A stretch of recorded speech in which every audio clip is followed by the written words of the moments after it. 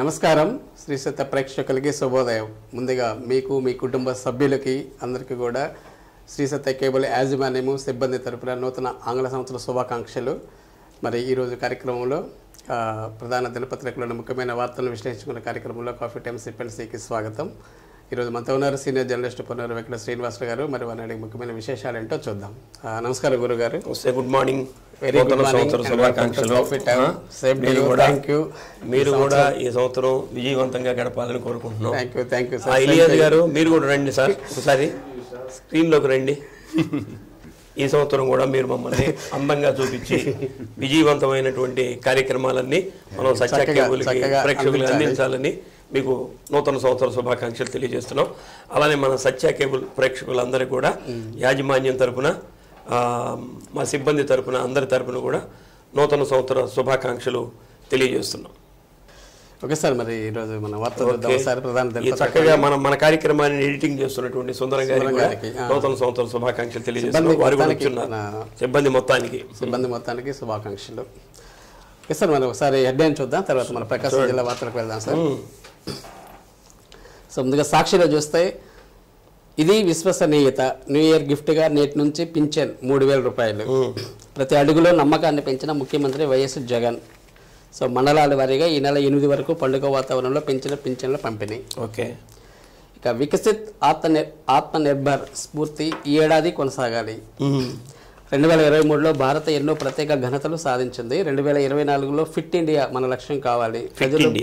Fit India మన లక్ష్యం కావాలి. ప్రజలు భౌతిక మానసిక ఆరోగ్యానికి అధిక ప్రాధాన్యం ఇవ్వాలి. 108వ మన్ కీ బాత్లో ప్రజలకు ప్రధాని మోడీ పిలుపు.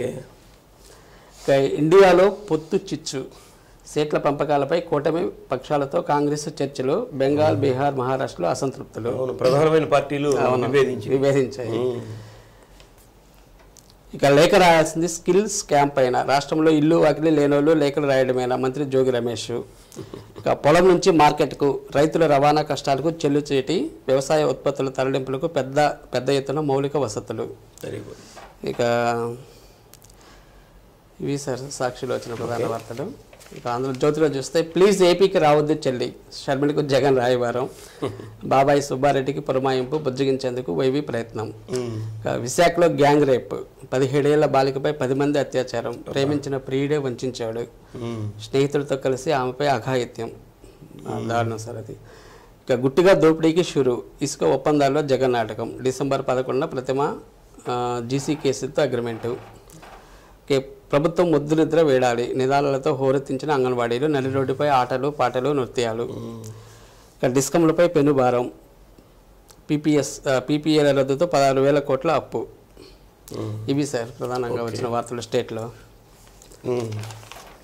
మన ప్రకాశం జిల్లా వార్తలకు వస్తే, ఏంటి సార్ అందరూ నాయకులు, అందరూ నూతన అధికారులు శుభాకాంక్షలు. ఎలా జరుగుతుంది రాత్రి అంతా? నిన్న 2024కి స్వాగతం పలుకుతూ గత సంవత్సరాలు వచ్చినటువంటి అనుభవాల్ని దృష్టిలో పెట్టుకుని, ఆ గత సంవత్సరం నేర్పినటువంటి అనుభవాలంటే పాఠాలే, ఆ పాఠాలని అనుభవాలుగా తీసుకుని మనం ఈ సంవత్సరం గతంలో మనం ఏదైనా తప్పులు చేస్తున్నా ఆ తప్పుల్ని పక్కన పెట్టి ఆ తప్పుల్ని ఒప్పులుగా ఈ సంవత్సరం సరిదిద్దుకొని ఈ నూతన సంవత్సరంలో ఉత్సాహంగా పోయేదే. ఇప్పుడు నూతన సంవత్సరాలు ఏర్పాటు చేశారంటే, ఎందుకంటే గతంలో మనం ఏవైతే తప్పులు చేసుకున్నాం దాన్ని సరిదిద్దుకోవడానికి ఒక రోజుని ఏర్పాటు చేశారు. నూతన సంవత్సరం అంటే రోజులాగా అది ఒక రోజే. ఈ రోజు కూడా తెల్లవారింది, సాయంత్రం అయితే మళ్ళీ చీకటి పడుతుంది, రేపు 2వ తేదీ వస్తుంది. కానీ మనం ఏదైతే భవిష్యత్తులో చేయాలనుకుంటున్నామో ఒక స్థిరమైనటువంటి నిర్ణయాలు తీసుకునేటువంటి రోజు ఇది. మనం చెడు ఏదన్నా ఉంటే దాన్ని నిన్నటి నుంచి పక్కన పెట్టేటటువంటి రోజు నూతన సంవత్సరం అంటే. అటువంటి నూతన సంవత్సర వేడుకలను ఒంగోలు కూడా బాగా చేసుకున్నారు ప్రజలందరూ కూడా. ఒంగోలు శాసనసభ్యులు బాలినేని శ్రీనివాసరెడ్డి గారు, ఎంపీ మాగుంట శ్రీనివాసరెడ్డి గారు, జడ్పీ చైర్పర్సన్ బూచేపల్లి వెంకయ్యమ్మ గారు, రాష్ట్ర మంత్రివర్యులు ఆదిమూలపు సురేష్ గారు, నగర మేయర్ గంగారు సుజాత గారు, ఇట్లా నగరంలో ఉన్నటువంటి మన రాజకీయ నాయకులు, మాజీ మంత్రి సిద్ధారాఘవరావు గారు, వీళ్ళందరూ కూడా ప్రజలకి శుభాకాంక్షలు తెలియజేశారు. వీరితో పాటు జిల్లా కలెక్టర్ గారు దినేష్ కుమార్ గారు, జిల్లా ఎస్పీ గారు మల్లికా గారు, వీళ్ళందరూ కూడా ప్రజలందరికీ శుభాకాంక్షలు తెలియజేసి రాబోయే రోజుల్లో ఒక కొత్త మన జిల్లాగా అవతరించేదానికి మేము కృషి చేస్తామని రాజకీయ నాయకులు అలానే అధికారులు కూడా చెప్పడం జరిగింది. ప్రజలు కూడా నిత్యం సుఖ సంతోషాలతో ఉండాలని ఆకాంక్షించారు. తప్పకుండా సార్, ఖచ్చితంగా ఉండాలి. ఈ సంవత్సరం అందరికీ బాగా జరగాలి, మంచి జరగాలని కోరుకుందాం సార్. అంబరాలు అంటేనే ఆనందం. రాత్రి 12 గంటలప్పుడు ఈ సంబరాలు చేసుకుంటారు కాబట్టి రాత్రి ఖచ్చితంగా 12 గంటలప్పుడు టౌన్ ఒకసారిగా హోరెత్తింది. ఈ టపాసులు పేల్చడంతో అన్ని రకాలుగా మనం ఈ యువకులందరూ బజార్లో తిరగటం, బైకుల మీద కూడా తిరగటం జరిగింది. అయితే ఏమి ప్రమాదాలు జరిగినట్లయితే వార్తలు లేవు. ఎందుకంటే పోలీసులు కూడా ముందు నుంచే కఠినమైనటువంటి చర్యలు తీసుకోవటం, ముందస్తు చర్యలు తీసుకోవటం ఇవన్నీ కూడా చేశారు. ఈ సందర్భంలో ఏమిటంటే ఎటువంటి జరిగినట్లేవు. అయినా కానీ అందరూ ఎవరికి వారు ఈ ప్రార్థనా మందిరాలకు వెళ్ళటం, భక్తులందరూ కూడా సాయిబాబా మందిరాలు వాటన్నిటికి వెళ్ళటం, అలానే చర్చీలకి మసీదులకి ఇట్లా వెళ్ళే వాళ్ళు వెళ్ళటం, వాళ్ళు ప్రత్యేకమైనటువంటి ప్రార్థనలు చేసుకోవటం, భగవంతుడి యొక్క అనుగ్రహం ఈ సంవత్సరం అంతా ఉండాలని కోరుకోవటం. ఇక యువకులైతే చెప్పేదే ఉంది, అర్ధరాత్రి పూట కేకులు కట్ చేసుకోవడం, ఏవన్ కన్వెన్షన్ హాల్లో పెద్ద ఫంక్షన్ కూడా ఓడిపెట్టారు వీడ్కోలు సభకి. ఈ అంటే యువత ఎక్కడికక్కడ వాళ్ళు ఒక టీమ్గా ఏర్పడి ఇప్పుడు అపార్ట్మెంట్ కల్చర్ వచ్చిన తర్వాత అపార్ట్మెంట్లో ఉన్న వాళ్ళు అందరూ కూడా అక్కడే చేసుకునేటువంటి కార్యక్రమాలు కూడా బాగా చేశారు. కాబట్టి ఎంత ఉత్సాహంగా అయితే చేసుకున్నారో అంత ఉత్సాహం ఈ సంవత్సరం పాటు కూడా కొనసాగాలని కోరుకుందాం. అదే ఉత్సాహంగా ఉండాలి. ఇక అది చట్టరీత్యా నేరం ఏంటి సార్? అది లింగ నిర్ధారణ కేసు. లింగ నిర్ధారణ కేసులు ఇప్పటికి కూడా ఎన్ని రోజుల నుంచి దీని మీద చెప్తున్నా కల్పిస్తున్నా సరే అవి జరుగుతూ ఉన్నాయట. చేయించుకోవడానికి ఉత్సాహంగా ఉంటారు కానీ చేసేవాళ్ళు చేయకూడదు సార్. చేసేవాళ్ళు చేయకూడదు, అసలు చేయించుకోవడానికి వచ్చిన వాళ్ళ మీద రిపోర్ట్ ఇది చేయాలి. అది కూడా ఉంది చట్టం, తప్పే, ఇది కూడా చట్టం ఉంది. అందుకని ప్రభుత్వం ఒక ప్రకటన కూడా ఇచ్చింది. ఈ నూతన సంవత్సరం సందర్భంగా ఒక ప్రకటన కూడా ఇష్యూ చేశారు. లింగ నిర్ధారణ చర్యలకు ఎవరైనా పాల్పడితే, అటువంటి వైద్యులు ఎవరైనా ఉంటే వాళ్ళకి 50,000 రూపాయలు జరిమానా విధిస్తారట, ప్లస్ జైలు శిక్ష, 3 సంవత్సరాలు జైలు శిక్ష కూడా విధిస్తారట. అసలు రద్దు చేయాలి సార్, బెటర్. అంటే దీనివల్ల ప్రయోజనం ఉంది. అంటే దాంట్లో ఉన్నటువంటి బిడ్డ లోపల పరిస్థితి ఎలా ఉంది, ఆ పిండ స్థాయి నుంచి ఇప్పుడు ఫెర్టిలిటీ అని చెప్పి ఒక వైద్యం వచ్చింది. దాన్ని పిండానికే మనం వైద్యం చేయొచ్చు. పిండం ద్వారానే దానికి ఏమైనా అవయవాల లోపాలు ఉన్నాయా, ఎక్కడెక్కడ లోపాలు ఉన్నాయి దాన్ని గుర్తించవచ్చు ఆ స్థాయిలోనే. కాబట్టి అది ఉండాల్సినటువంటి పరీక్ష. దీన్ని మటుకు పకడ్బందీగా అమలు చేయాలి. 3 సంవత్సరాలు జైలు శిక్ష, 50,000 రూపాయల జరిమానా, 5 సంవత్సరాల పాటు వాళ్ళకి వైద్య ధృవీకరణ పత్రాన్ని రద్దు చేస్తారు. ఇక వైద్యం చేయడానికి అవకాశం లేకుండా. అలానే రెండోసారికి మళ్ళీ వాళ్ళే రెండోసారి కనుక చేస్తే 5 సంవత్సరాలు జైలు శిక్ష, 1,00,000 రూపాయలు జరిమానా, ప్లస్ అసలు శాశ్వతంగా ఇంకా రద్దు చేసేదానికి అవకాశం ఉంది. లింగ నిర్ధారణ పరీక్షలు చేయమని అడిగినా సరే ఇప్పుడు చేయకూడదు. అడిగిన వాళ్ళకు కూడా ప్రోత్సహించినా సరే వాళ్ళకి 3 ఏళ్ళు జైలు శిక్ష, అదే 50,000 రూపాయల వరకు జరిమానా, ఇంకా ఎక్కువ ఉల్లంఘిస్తే 5 సంవత్సరాల వరకు కూడా జైలు శిక్ష వేసేదానికి అవకాశం. కాబట్టి ఇవన్నీ కూడా పరిశీలన చేసుకొని చేస్తే మంచిది, లేకపోతే ఇబ్బందులు పాలయ్యేదానికి అవకాశం. కానీ ఇవన్నీ గుట్టిగా జరిగిపోతుంటే వాటికి ఆధారాలు ఎలా తెలుస్తాయి? జరుగుతాయి అంటే తెలుస్తాయి, అది కూడా తెలిసేదానికి అవకాశం ఉంది కానీ ఉంటుంది. అయితే ప్రభుత్వం దాని మీద ఇక్కడ ఉన్నటువంటి వైద్య ఆరోగ్య శాఖ వాళ్ళు దాన్ని నిత్యం ఏదైనా మానిటరింగ్ కమిటీని ఏర్పాటు చేయటం, ఇవన్నీ తెలిసేదానికి అవకాశం ఉంటుంది. అసలు ఎవరు వచ్చి పరీక్షలు చేసుకున్నారు, చేసుకున్న తర్వాత ఇప్పుడు పరీక్షలు చేయించుకున్నారంటే వాళ్ళ గర్భం దాల్చినట్టుగా లెక్క. అసలు వాళ్ళ పరిస్థితి ఎట్లా ఉంది, వాళ్ళు గర్భాన్ని కొనసాగిస్తున్నారా లేదా, మధ్యలో ఉన్న వాళ్ళు అబార్షన్ చేయించుకున్నారా అని తెలిపోద్ది. ఎందుకు వీళ్ళు అబార్షన్ మధ్యలో చేయించుకోవాల్సి వచ్చింది అన్నప్పుడు దాన్ని బట్టి అర్థమైపోతుంది. పట్టుకోదలుచుకుంటే పట్టుకోవచ్చు, కానీ దాని మీద సమగ్రమైన మానిటరింగ్ ఉందనుకోండి వీటిని నియంత్రించేదానికి అవకాశం ఉంది. ప్రస్తుతం ఇప్పుడు ప్రజల్లో కూడా బాగా అవగాహన వచ్చింది. ఎవరు ఆడ మగ అన్నటువంటి తేడా లేదు, ఎవరైతే ఏమన్నటువంటి భావంలోనే ఉన్నారు. అయినా కానీ దీని మీద ఒక అంటే ఇంకా నిరక్షరాస్యత శాతం ఎక్కువ ఉంది. ఆ శాతం వల్ల ఇలాంటివి దొరుకుతున్నాయి. ఆలోచన తీరు మారాలి. అక్షరాస్యులు ఏంటంటే ఎవరైతే ఏమి ఈ రోజుల్లో ఆడవాళ్ళకి మగవాళ్ళకి సమానమైనటువంటి అవకాశాలు ఉన్నాయి అన్నటువంటి భావనలో అన్ని యాక్సెప్ట్ చేస్తున్నారు. దానికేం ఇబ్బంది లేదు. కానీ చేయటం మటుకు నేరం ఉంది. ఏంటి సార్ పోలీసు స్పందన రద్దు చేశారా? పోలీసు స్పందన అంటే ఇవాళ ఈ వేడుకలు అవన్నీ జరుపుకుంటుంటారు. దాని మీద పోలీసులు అందరూ కూడా బాగా బిజీగా ఉంటారు. అర్ధరాత్రి అంతా వాళ్ళు పనులు చేసి ఉంటారు, తెల్లవారుజామున దగ్గర పనిచేస్తారు కదా. అందువల్ల ఈరోజు పోలీస్ స్పందన రద్దు చేసినట్లు ప్రకటన చేశారు.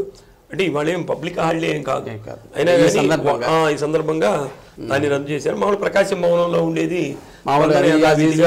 అది కొనసాగుతుంది. ఏంటి సార్ అది తెల్లవారకు ముందే పండుగ వచ్చాయి, పండుగ వచ్చిందంటే నూతన సంవత్సరం ప్రారంభమైంది. రాష్ట్ర ప్రభుత్వం ఏదైతే ఎన్నికలప్పుడు వాగ్దానం అంటే గత ఎన్నికలు 1999లో ఎన్నికలు జరిగేటప్పుడు 1000 రూపాయల పెన్షన్ ఉంది. దాన్ని జగన్మోహన్ రెడ్డి గారు అధికారంలోకి వస్తే 2000 చేస్తాను అన్నారు. తర్వాత 3000 వరకు పెంచుకుంటూ పోతారు. ఇప్పుడు రావడంతో 2000 చేయటం, తర్వాత 4 సంవత్సరాల కాలంలో 250 పెంచుకుంటూ ఇక ఎలక్షన్ 5 ఏళ్ళు కూడా అయిపోతుంది. కాబట్టి ఏదైతే ఎన్నికలప్పుడు 3000 రూపాయలు ఇస్తానని చెప్పారో దానిలో భాగంగా ఈ రోజు నుంచి నిన్నటి వరకు 2750 ఇస్తున్నారు. ఇప్పుడు ఆ 250 కూడా కలిపి ఈ రోజు నుంచి 3000 రూపాయలు ఇచ్చేటటువంటి కార్యక్రమాన్ని కూడా చేస్తున్నారు. అందుకని తెల్లవారక ముందే పండుగ వచ్చింది వాళ్ళకి, తాతలకి. జనరల్గా ఏంటంటే మిగతా పథకాలు అవన్నీ మనం పక్కన పెట్టుకుంటే ఈ పెన్షన్ విధానం మటుకు పర్ఫెక్ట్గా అమలు చేస్తున్నారు. తెల్లవారుజామునే ఇవ్వటం, వాళ్ళని లేపటం, ఫస్ట్ డేనే సుమారు 80% దాకా పంపిణీ చేస్తున్నారు, అందుబాటులో ఉన్న వరకు అన్ని బాగా చేస్తున్నారు దాన్ని. దీనికి మన జిల్లాలో 2,48,298 మంది దీని కేటగిరీలో ఉన్నారట. ఇప్పుడు ఈ నెలలో కొత్తగా అప్లై చేసుకున్నాడు వాళ్ళకి కూడా 3,731 మందికి కొత్త వాళ్ళకు కూడా కలిపి 2,94,408 మందికి ప్రతి నెలలో కూడా మన జిల్లాలో లబ్ధి పొందుతున్నటువంటి వాళ్ళు ఉన్నారు. కాబట్టి ఈ రోజు నుంచి 3,000 రూపాయల పెన్షన్ మన జిల్లాలో కూడా ఇస్తున్నారు. అది నాకు నచ్చింది, బాగా నచ్చింది. ఇది ఒకటే సార్, తెల్లవారకు ముందే ఇంటికి తీసుకెళ్ళి అయితే రోజుల తరబడి పాపం తిరిగి అలసిపోయే వాళ్ళు, ముసలి వాళ్ళు వెళ్ళలేక వెయిట్ చేసేవాళ్ళు ఇవన్నీ ఉండేది. బాగా ఇబ్బంది. ఈ ప్రభుత్వంలో దీన్ని బాగా మానిటర్ చేశారు. ఓకే. ఇక ఆట ఆందోళన ఏంటి సార్ అది? 20 రోజులు అయింది అంగన్వాడీల యొక్క దీక్షను చేపట్టి, వాళ్ళు 21వ రోజు అనుకుంటా. అయితే రాష్ట్ర వ్యాప్తంగా కూడా వాళ్ళు ఇచ్చినటువంటి పిలుపులో భాగంగా ఎక్కడికక్కడ ఆటలు ఆడటం, ఈ నిరసన ఆటలు ఆడటం ద్వారా నిరసన. ముఖ్యంగా ఏంటంటే కబడ్డీ ఆటని ఆడారు నిన్న ప్రకాశం భవనం దగ్గర కూడా. నిన్న 31st కాబట్టి వీళ్ళు ఇట్లా ఉత్సాహంగా వీళ్ళ వేడుకలు వీళ్ళు చేస్తున్నారు. అయితే కబడ్డీ ఆటలాగానే రాష్ట్ర ప్రభుత్వాన్ని రాబోయేటటువంటి ఎన్నికల్లో ఆట ఆడిస్తామని చెప్పి వాళ్ళు కూడా ప్రతిదం పొందినటువంటి ఒక వార్తని చూస్తున్నాం. అట్లా సాంస్కృతిక కార్యక్రమాలు ఇవన్నిటితోటి ఒక నిరసన తెలియజేశారు. అంటే వాళ్ళ హక్కులు ఏవైతే ఉన్నాయో వాటిని వెంటనే పరిష్కరించాలని వాళ్ళ యొక్క డిమాండ్. అది వీళ్ళకి ఏం కావాలో వేతనాల పెంపు, గ్రాడ్యుయేటీ అమలు, ఇతర సమస్యలు పరిష్కరించాలని 26,000 వరకు ఎంతో వాళ్ళకి సమాన పనికి సమాన వేతనం, ఇవన్నీ కూడా ఏదో డిమాండ్స్ ఉన్నాయి. ఆ డిమాండ్స్ తోటి కొనసాగుతుంది. ఇంకా కొత్త సంవత్సరంలో వాళ్ళ సమస్యలు ప్రభుత్వం ఏం చేస్తుందో చూద్దాం. ఇక అడ్డగంతలు అరెస్టులు దేని గురించి సార్? ఇది మున్సిపాలిటీ పారిశుద్ధ్య కార్మికులు కూడా సమ్మెలో ఉన్నారు కదా. సమ్మెలో ఉంటే ఇప్పుడు నగరంలో పర్మనెంట్ కార్మికులు 90 మంది ఎంతమంది ఉన్నారంట. ఇప్పుడు ఆ 90 మంది ఈ కాంట్రాక్ట్ కార్మికులు కూడా చాలా మంది ఉంటారు. వాళ్ళందరూ పని వీళ్ళే చేయాలంటే చేయలేరు కాబట్టి కొంతమందిని మళ్ళీ బయట నుంచి తీసుకుంటున్నారు. తీసుకొని వాళ్ళ చేత పని చేయిస్తుంటే ఈ కాంట్రాక్ట్ కార్మికులు వాళ్ళని అడ్డుకుంటున్నారు. మేము మా న్యాయమైనటువంటి కోరికలకి మేము నిరసన తెలియజేస్తుంటే మళ్ళీ మీరు వచ్చి ఈ విధంగా చేయడం ఏంటని అడ్డుకుంటున్నారు. అడ్డుకుంటున్నటువంటి సందర్భంలో పోలీసులు కూడా వచ్చి వాళ్ళకి రక్షణగా నిలబడటం, వాళ్ళకి వీళ్ళకి మధ్య తోపులాట జరగటం, కొంతమంది ఏదో సమస్యలు కూడా పడిపోయినటువంటి వార్తలు వస్తున్నాయి. మొత్తం మీద ఏంటంటే కొంతమందిని పోలీసులు అరెస్ట్ కూడా చేశారు నాయకులు. ఎంత నిర్బంధం చేసినా సరే మా ఉద్యమాన్ని మేము కొనసాగిస్తామని చెప్పి పారిశుద్ధ్య కార్మికులు అయితే పట్టుబట్టున్నారు. మరి ఇది కూడా ఏ రూపాయలకి వెళ్తుందో చూడాల్సిందే. నిరుద్యోగులతో ప్రభుత్వం చెలగాటం ఏంటి సార్ అది? ఇప్పుడు వైసీపీ ప్రభుత్వం వచ్చిన తర్వాత జాబ్ క్యాలెండర్ని విడుదల చేస్తామని చెప్పడం జరిగింది. దీనికి సంబంధించి 2,30,000 ఖాళీలు ఉన్నాయట మన జిల్లాలో ప్రస్తుతం. ఈ ఖాళీలని ఇంతవరకు కూడా పూర్తి చేయలేదు. జాబ్ క్యాలెండర్ ఏ నెలకు ఆ నెల కూడా వేస్తానన్నారు. కాబట్టి అది కూడా వేయలేదు అని చెప్పి బీజేపీ యువజన విభాగం ఉంటుందిగా, వాళ్ళు నిన్న ఒక ప్రెస్ మీట్ పెట్టి నిరుద్యోగులతోటి ప్రభుత్వం చెలగాటం ఆడుతుంది అన్నటువంటి విషయాన్ని వాళ్ళు చెప్పడం జరుగుతుంది. అలానే ప్రభుత్వం ఏం చేస్తుందంటే లక్షల రూపాయలు వెచ్చించి సలహాదారులను పెట్టుకుంటున్నారు. లక్షల రూపాయలు వెచ్చి, కాబట్టి లక్షల రూపాయలు వాళ్ళకి ప్రజాధనాన్ని దుర్వినియోగం చేసే బదులు కొన్ని ఖాళీలైనా పూర్తి చేస్తే కొంతమందికైనా నిరుద్యోగ సమస్య తీరుతుంది కదా అని చెప్పడం జరుగుతుంది. మనకి అందుతున్నటువంటి లెక్కల ప్రకారం 1345 మంది సూసైడ్ చేసుకున్నారట ఈ నిరుద్యోగులు. అది కూడా ఈ వార్తలో ఇచ్చారు. మొత్తం మీద ఇంకా ఎన్నికల ఇయర్ వచ్చింది కాబట్టి ఇదేదో గ్రూప్ 1 గ్రూప్ 2B కూడా వేశారు కదా, కొన్ని వేశారు, మొత్తం మీద రిలీజ్ చేశారు. వీళ్ళెమ్మటి భర్తీ చేస్తుంటే కొంతమంది నిరుద్యోగులకి ఉపాధి అవకాశం లభిస్తుంది. అదండి సార్, ఫిబ్రవరి 9-10 తేదీల్లో బాలోత్సవం అంటే ఇప్పుడు మనకి జనరల్గా నవంబర్ 14వ తేదీ బాలల దినోత్సవం అని చెప్పి గ్రంథాలయంలో చేస్తారు. అట్లా కాకుండా ఇప్పుడు ప్రైవేట్ సంస్థలు కూడా ముందుకు వచ్చినాయి. ప్రైవేట్ సంస్థలు కూడా ముందుకు వచ్చి ఇప్పుడు రాష్ట్ర వ్యాప్తంగా 20 కేంద్రాల్లో బాలోత్సవాలు చేశారట. ముందుగానే ఈ కమిటీ రాష్ట్ర వ్యాప్తంగా ఉన్నటువంటి వాళ్ళు ఎక్కడికక్కడ. అయితే మన జిల్లాలో కూడా బాలోత్సవం నిర్వహించాలి. ముఖ్యంగా ఏమిటంటే బాలల్లో ఆత్మస్థైర్యం కోల్పోతున్నారు. ఇప్పుడు నిరుద్యోగులు ఆత్మహత్య చేసుకున్నారన్నాం కదా, అలానే ఈ బాలలేగా వాళ్ళు కూడా ఈ బాలలు ఆత్మస్థైర్యాన్ని కోల్పోయి ఏదైనా పెద్దవాళ్ళు నీకు మంచి మార్కులు రాలేదంటే వాడు అడిగి సూసైడ్ చేసుకుంటున్నాడు. వాడు పరీక్షలన్నీ ఫెయిల్ అవుతానేమని సూసైడ్ చేసుకునే వాళ్ళు ఉన్నారు భయంతో. అట్లా మానసిక స్థైర్యాన్ని ఆత్మస్థైర్యాన్ని కోల్పోతున్నారు. ముఖ్యంగా ఏమిటంటే ఇప్పుడు హాస్టల్ కల్చర్ వచ్చింది. హాస్టల్ కల్చర్ వచ్చింది, పిల్లల్ని పెద్దవాళ్ళు ఏం చేస్తున్నారు, హాస్టల్లో పడేస్తున్నారు. హాస్టల్లో పడేస్తే తల్లిదండ్రులకి వీడికి దూరం పెరిగిపోద్ది. దూరం పెరిగిపోతే వాళ్ళు ఏదో డబ్బులు పంపిస్తాడు, వీడు చదువుకుంటుంటాడు. కానీ ఇక్కడ తండ్రి ఎంత కష్టపడి డబ్బులు పంపిస్తున్న విషయం వాడికి తెలియదు.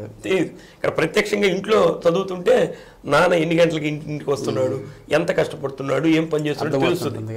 కానీ అక్కడ ఉండటం వల్ల చదువుకునేవాళ్ళు చదువుకుంటారు, అదేంటంటే అభ్యంతరం లేదు. చదువుకున్నటువంటి వాళ్ళకి తెలియనటువంటి వాళ్ళు ఏం చేస్తారు, ఆ డబ్బులతో ఎంజాయ్ చేస్తారు, వాళ్ళ జీవితం కూడా పాడైపోద్ది. అని బాగా చదువుకున్నాడు, బాగా చదువుకున్న తర్వాత తల్లిదండ్రుల ఆకాంక్ష ఏంది, మా అబ్బాయి అమెరికా పోవాలి, రష్యా పోవాలి, కెనడా పోవాలి అనుకుంటాడు. ఇక్కడ బాల్యంలో తల్లిదండ్రులకు దూరంగా ఉన్నాడు, ఉద్యోగం వచ్చిన తర్వాత తల్లిదండ్రులకు దూరంగా. ఇప్పుడు మానవ సంబంధాలు ఎక్కడ ఉంటాయి, అంతే కదా. ఇప్పుడు సహారా ఇండియాకి సంబంధించిన కోట్ల రూపాయల అధిపతి మనం చనిపోతే వాళ్ళిద్దరు పిల్లలు రాలేదట. ఇక మానవ సంబంధాలు ఎక్కడున్నాయి, ఇక తల్లి తండ్రి బిడ్డ ఈ సంబంధాలన్నీ ఎక్కడికి పోయినట్లు. అంటే ఏమవుతుందంటే ప్రపంచం అంతా ఇప్పుడు ఆర్థిక సంబంధాలు పెరిగినాయి, మానవ సంబంధాలు పోయి ఆర్థిక సంబంధాలు పెరిగినాయి. ఆర్థిక సంబంధాలు ఇప్పుడు మనం చెప్పుకున్న ఆయన వాళ్ళ అబ్బాయి అంటే ఆయన కూడా కోట్ల రూపాయల వ్యాపారం చేస్తాడుగా. అక్కడేదో ఈయన చనిపోయినప్పుడు అక్కడేదో అతని కాన్ఫరెన్స్ ఉంటుంది, ₹1 కోటి డీలింగ్ అనుకుందాం. ఆ ₹1 కోటి ముందు చనిపోయింది చాలా స్వల్పంగా కనిపిస్తుంది. ఎందుకని ఇది మనం ఉన్నా లేకపోయినా మానవ సంస్కారాలు జరుగుతాయి, అక్కడ నేను లేకపోతే 1000 కోట్లు పోతాయి అనే దాని ముందు ఈ మానవ సంబంధం చిన్నదిగా కనిపిస్తుంది. ఈ రోజు మానవ సంబంధం అనేది ఉండాల్సింది, కానీ దాని ముందు ఇది చిన్నది కనిపిస్తుంది. అందువల్ల ఏమిటంటే ఈ విద్యార్థులకు కూడా చిన్నతనం నుంచే మానవ సంబంధాలు ఎలా ఉండాలి, ఆత్మస్థైర్యం కోల్పోకుండా ఎలా ఉండాలి, ఇవి నేర్పించాలి. ఇదివరకు స్కూల్స్లో మోరల్ క్లాసులు అని ఉండేవి, ఇప్పుడు అవి కూడా లేవు. కాబట్టి అదే మొత్తం మీద చెప్పడానికి టైం చాలట్లేదు. ఈ విద్యార్థులు ఇలాంటి భావాలు చిన్నతనం నుంచే పెద్దవాళ్ళ యొక్క జీవిత చరిత్రలు ఇవన్నీ చెప్పడం, వాళ్ళలో ఉన్నటువంటి సృజనాత్మకతని వెలికి తీయటం, ఇవన్నిటితోటి 4-5 వేల మందితో చేయాలని సంకల్పం. దీన్ని ఒంగోలులో కూడా ఒక బాడీ ఏర్పడి దీనికి ఒక ఆహ్వాన కమిటీని కూడా వేశారు. ఆహ్వాన కమిటీని వేసి ఫిబ్రవరి 9-10 తేదీలో పీవీఆర్ గ్రౌండ్స్లో నిర్వహించాలని, ఒక 4-5 వేల మందిని సమీకరించాలని పెద్ద ఉద్దేశం అయితే పెద్దది. మరి మొత్తానికి ఒంగోలులో కూడా బాగా జరగాలని మంచి వక్తలను తీసుకొచ్చి ఆ రోజు మంచి ఇన్స్పిరేషన్ ఇస్తే పిల్లలకి చాలా చక్కగా అంటే రకరకాల పోటీలు పెట్టారు. వాళ్ళలో ఉన్నటువంటివి బయటికి తీయటం, వాళ్ళకి కొత్త విషయాలు చెప్పటం, ఇవన్నీ కూడా చేసేటువంటి ప్రయత్నం చేస్తున్నారు. కాబట్టి విజయవంతం కావాలని కోరుకుందాం. తప్పకుండా సార్, చాలా మంచి కార్యక్రమం. ఇక నంది నాటక పోటీల్లో ఒంగోలుకి పురస్కారం వచ్చిందండి సార్. ఈ గవర్నమెంట్ వచ్చిన తర్వాత ఇదే ఫస్ట్ నంది నాటక పోటీలు పెట్టడం, ఇంతకుముందు పెట్టలా. అదే ప్రభుత్వం మామూలుగా ప్రతి సంవత్సరం నంది నాటక పోటీలు జరిగేవి, ఆలస్యమైనా కానీ ఇచ్చేవాళ్ళు, ఇంతవరకు జరగల. అయితే మొత్తం మీద ఆఖరి అయినా సరే ఈ సంవత్సరం పెట్టారు. పోసాని మురళీకృష్ణ గారి ఆధ్వర్యంలో ఆయన దానికి చైర్మన్ గా ఇచ్చి దాన్ని గుంటూరులో జరిపారు. జరిగితే బాగా పెద్ద స్థాయిలోనే జరిపారు, విజయవంతమైంది. వచ్చినటువంటి కళాకారులు కూడా ఆనందించారు. అయితే మన ఒంగోలు నుంచి, మన ఒంగోలు అంటే నాటకాలకు పెట్టింది పేరు అనాదిగా. ఒంగోలు నుంచి ఒక టీం వస్తుందంటే మిగతా వాళ్ళు హ్యాండ్స్ అప్ అనమాట, హ్యాండ్స్ అప్ భయపడేవాళ్ళు. అంటే ఒంగోలు నుంచి టీం వచ్చింది అంటే ప్రైజులన్నీ వాళ్ళకి వెళ్తాయి. అంటే అనాదిగా ఉంది ఇది. ఒక ఎంవిఎస్ హరినాథరావు కానీ, ఇసుకపల్లి మోహన్ రావు గారు కానీ, విఎస్ కామేశ్వరరావు గారు కానీ, అలానే పాటిబండ్ల ఆనందరావు గారు కానీ, ఇట్లా రచయితలు చాలామంది ఉన్నారు. వీళ్ళందరూ దీనికి అట్లానే మన వాళ్ళు బహుమతులు కూడా తెచ్చేవాళ్ళు. అదే ఇప్పుడు ఆ తరం అంతా వెళ్ళిపోయింది.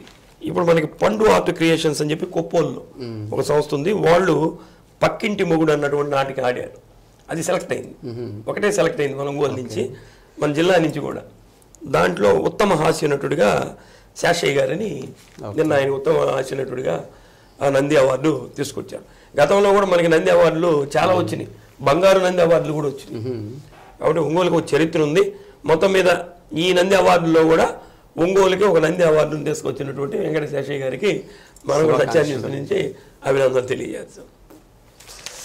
Okay sir, thank you very much sir. ఈరోజు కొన్ని ముఖ్యమైన అంశాల మీద చక్కటి విశ్లేషణ అందించారు. Thank you. మరి ఇదండి ఈనాటి కాఫీ టాక్స్ సిప్పండి కార్యక్రమం. తిరిగి రేపు ఉదయం ఇదే కార్యక్రమంలో మరిన్ని తాజా వార్తలతోటి మళ్ళీ మీ ముందుంటాం. అంతవరకు చూస్తూ ఉండండి Sri Satya network. Once again wish you happy new year. Thank you.